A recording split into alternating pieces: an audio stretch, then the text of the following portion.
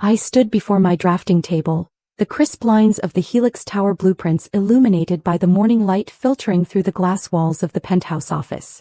Today was my 18th birthday, but there were no balloons, no cake, no warm wishes. Just the hum of the server and the scratching of Joseph's pen as he signed documents at his mahogany desk. He walked over, not looking at me but at the blueprints. My blueprints. With a sneer that twisted his features into something unrecognizable, he tossed a single crisp $100 bill onto the table. It landed softly, covering the intricate structural calculations I had agonized over for weeks. "Happy birthday, Grace," he said, his voice dripping with disdain. "Take it. I'm done feeding a stray cat. Pack your things. You're fired." He leaned in close, the scent of expensive cologne cloying in the air. "You're a talentless burden just like your mother. I'm trimming the fat." He turned his back on me, dismissing me like I was nothing more than a clerical error he had finally corrected. But as I looked at that bill sitting on top of my designs, the very designs he intended to steal to save his failing career, something cold and hard settled in my chest. Before we see how Grace tears his empire down, drop a comment. Where are you watching from and what time is it in your corner of the world? I love seeing our community light up the map. I didn't scream. I didn't cry. The office smelled of expensive espresso and betrayal, a scent I had grown accustomed to over the years. I picked up the $100 bill not out of greed but as evidence. It felt heavy in my hand, a tangible representation of his arrogance. I moved methodically, packing my singular belongings. My drafting pencils worn down to nubs from endless nights of work, and my hard drive, the digital vault of my intellectual property. Joseph watched me from his desk, a smug smile playing on his lips, assuming my silence was submission. He thought he had crushed me, but he was wrong. As I placed the items into my bag, my mind was already racing, cataloging the metadata on my private server. Every file, every timestamp, every revision history. It was all there, irrefutable proof that the Helix Tower was mine. He could steal the paper, but he couldn't steal the digital footprint. I zipped up my bag, the sound loud in the quiet office. I walked to the door, my steps steady on the polished floor. I didn't look back. I walked out into the cold Chicago wind, the city rising around me like a fortress of glass and steel.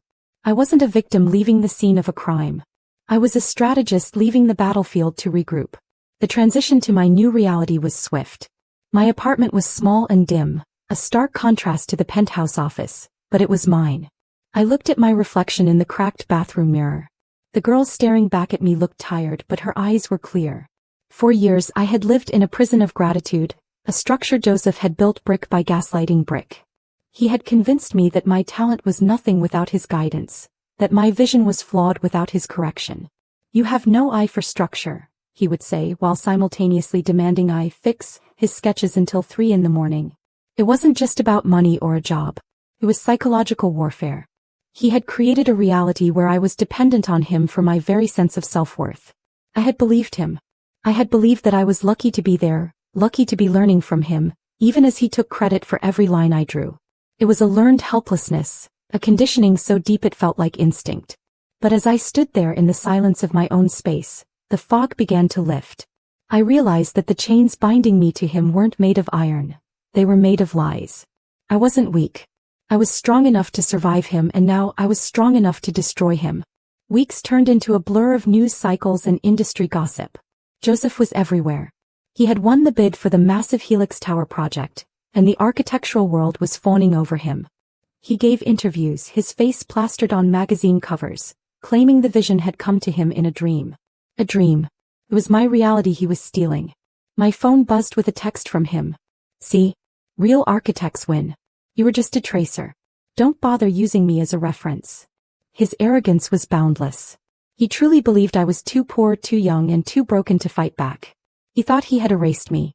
But every time I saw his face on a screen, every time I read his quotes about innovation and vision, the fire in my belly grew hotter.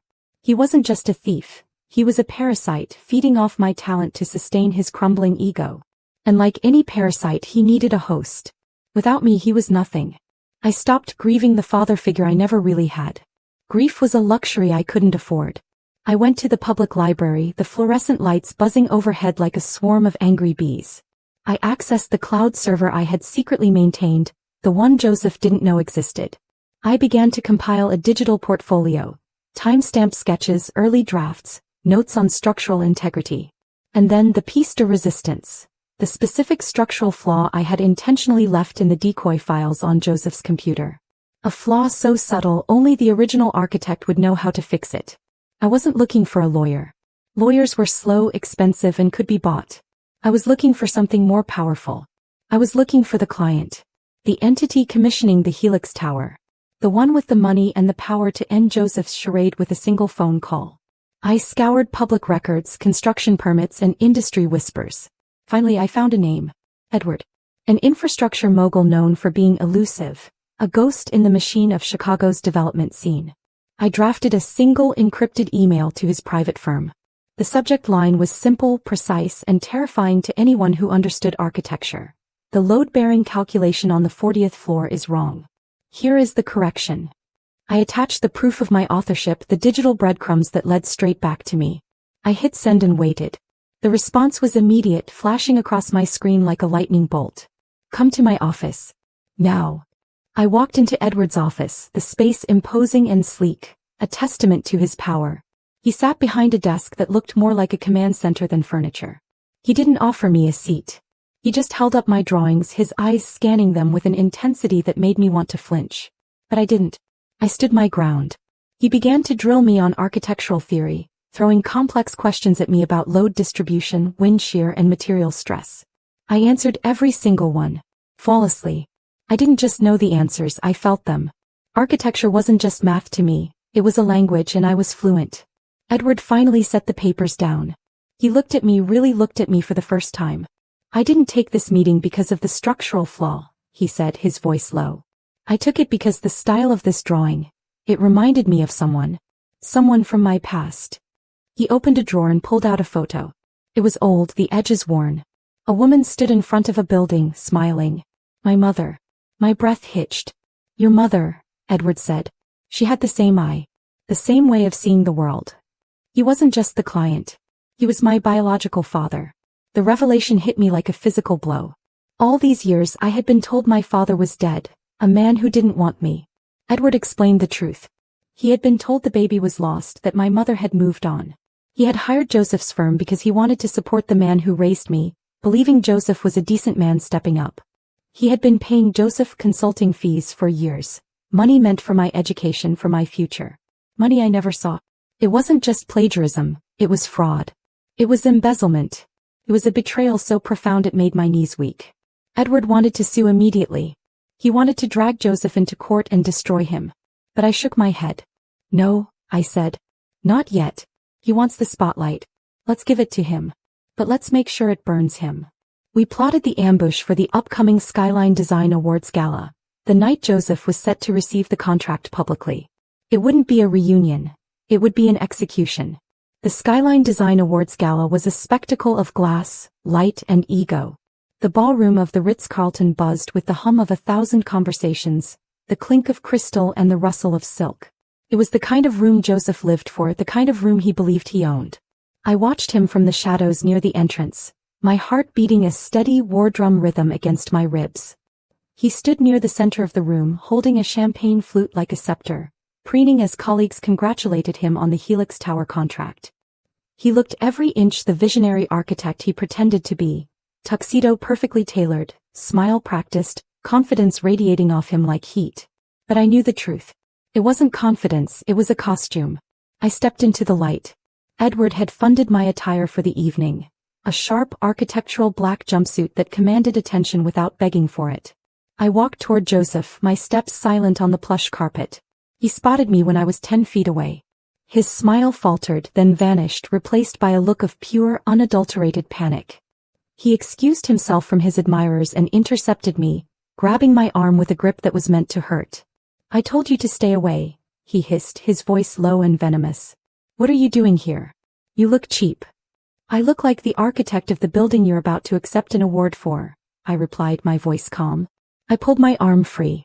And you look nervous, Joseph. He fumbled in his pocket, his movements jerky. He pulled out a money clip and peeled off several bills, hundreds this time. Take it, he said, thrusting the cash at me. Take it and get out. Make a scene and I will ruin you. I made you, Grace. I can unmake you. I looked at the money in his hand. It was pathetic. It was his only move, his only language. "Keep it," I said, stepping around him. "You're going to need it for legal fees."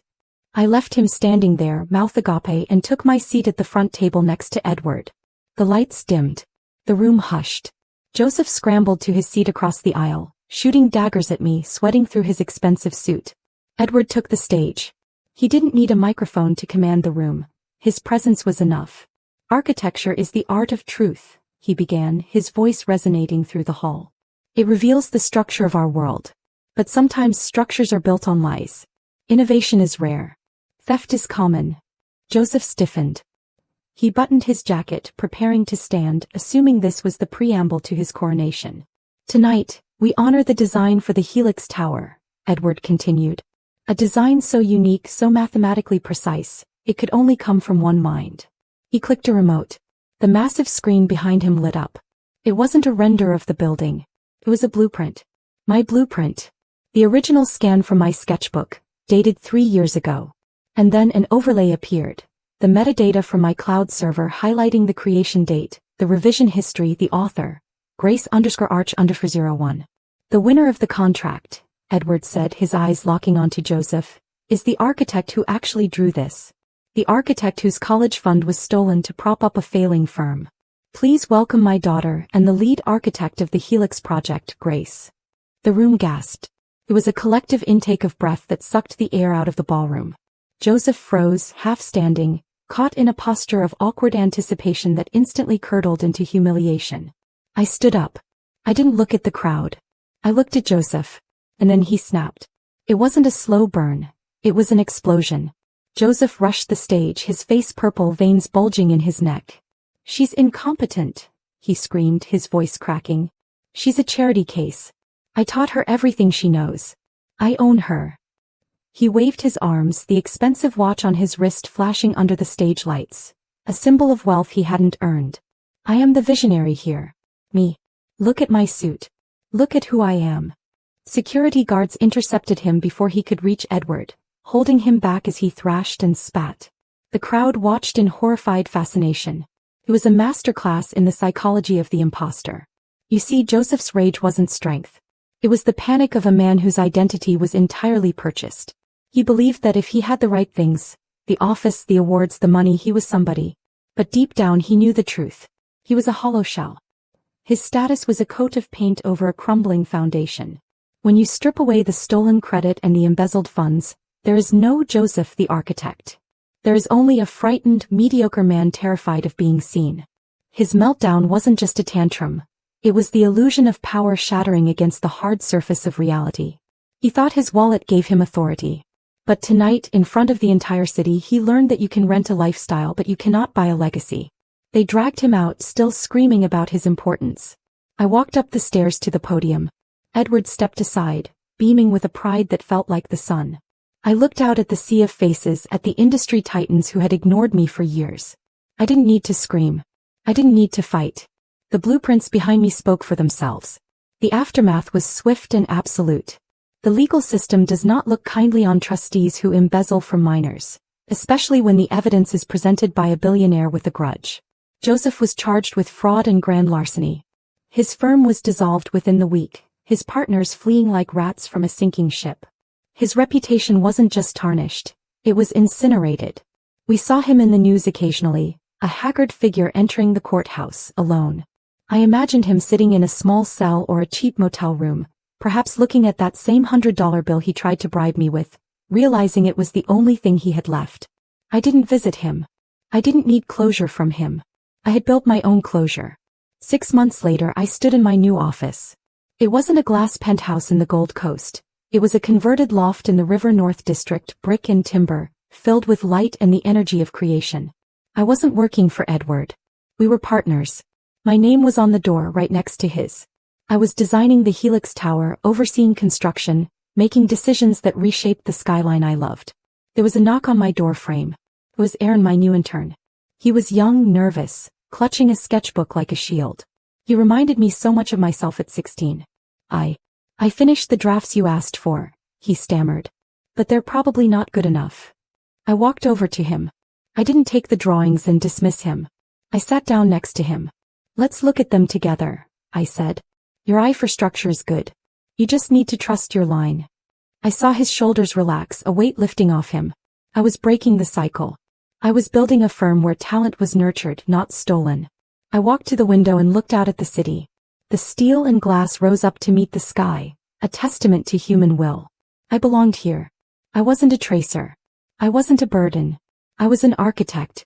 If you are watching this and you feel like you are living in the shadows of someone else's ego, if you are doing the work while someone else takes the bow, listen to me. You are not their prop. You are not their background character. They want you to believe that you are nothing without them because they know deep down they are nothing without you. Break the glass. Take your blueprints. Walk out the door. It will be cold and it will be scary, but I promise you the air is cleaner on the other